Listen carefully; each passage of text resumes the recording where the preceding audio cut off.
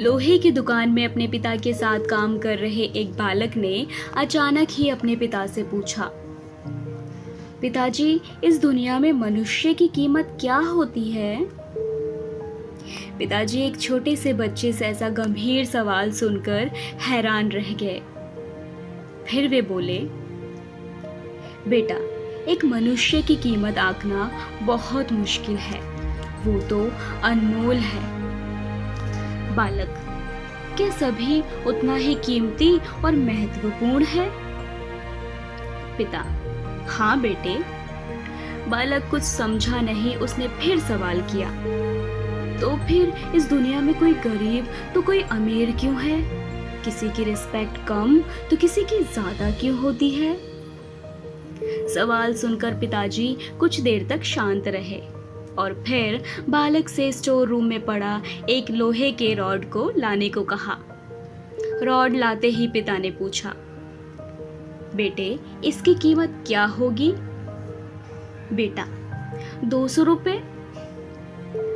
पिता, अगर मैं इसके बहुत से छोटे छोटे कील बना दूं तो इसकी कीमत क्या हो जाएगी?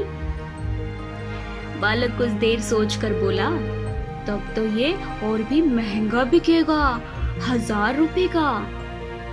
पिता, अगर मैं इस लोहे से घड़ी के बहुत सारे स्प्रिंग बना दूं तो?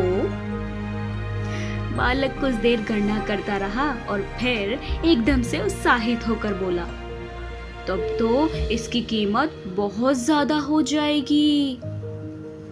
फिर पिताजी उसे समझाते हुए बोले, बेटा, ठीक इसी तरह मनुष्य की कीमत इसमें नहीं है कि वो अभी क्या है, बल्कि इसमें है कि वो अपने आप को क्या बना सकता है। बालक अपने पिता की बात को समझ चुका था। दोस्तों, अक्सर हम अपनी सही कीमत आंकने में गलती कर देते हैं। हम अपने प्रेजेंट स्टेटस को देखकर अपने आप को वैल्यूलेस समझने लगते हैं। हमारे जीवन में कई बार स्थितियां अच्छी नहीं होती है, पर इसमें हमारी वैल्यू कम नहीं होती है।